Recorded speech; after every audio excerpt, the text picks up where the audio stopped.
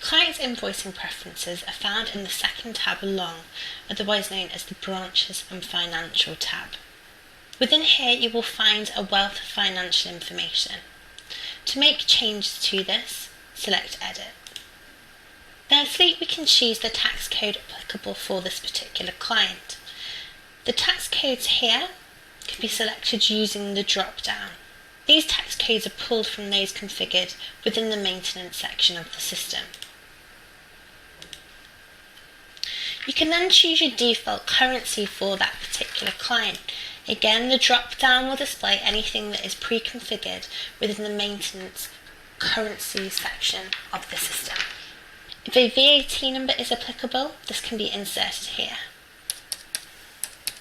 If you're using any kind of export, for example to Sage, you may require an account reference number.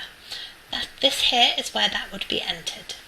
If you would like for your client to be included in system batch invoices, make sure that this box is selected. This can also be removed at an individual record, for example within your timesheet records themselves later on. We can now choose how we wish for that client to be invoiced. First of all, we can choose if we would like for the client to be invoiced per timesheet or to receive consolidated invoicing. If you select consolidated invoicing, you'll notice that the group by selector now becomes blue, allowing you to make more choices. For example, you may wish to consolidate by client invoice address, by the contract location, by the timesheet number itself, by employee, by period end date, or by a PO number. We will consolidate by period end. We can then select the invoice template which is applicable for this particular client. This drop-down will allow you to select from any that are pre-configured within the document templates area of the system. I'm going to choose this particular example. We can now choose our client invoice address details.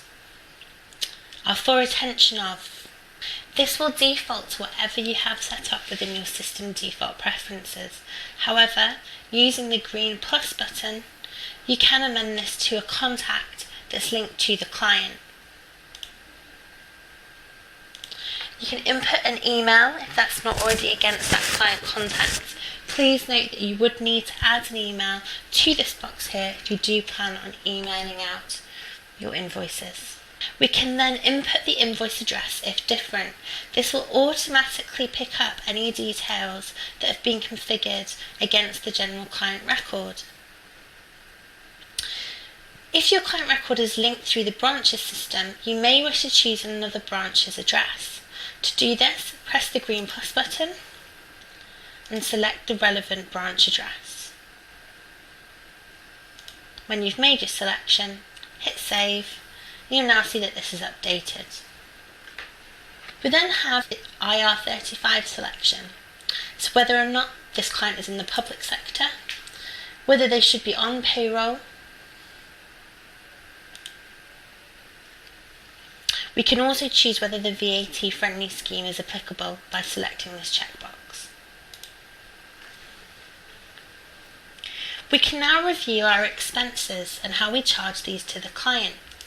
If you charge a markup on your expenses cost, for example a 10% markup, you would adjust this to 110% of the percentage expenses cost. We can do this individually for accommodation, travel and other as required.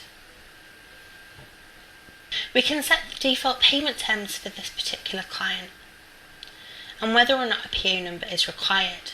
If a PO number is required, simply select this box. We can select our invoice frequency, and last but not least, our legal hire if applicable. Once you have completed the configuration of your client's invoicing preferences, select the Invoice Details Authorised checkbox. You'll notice that this now greys out the information regarding the client's invoice preferences. This just means that anybody who doesn't have access to amend this particular checkbox can't go in and change that client's invoicing details if not required. Once you've completed your changes, select Save.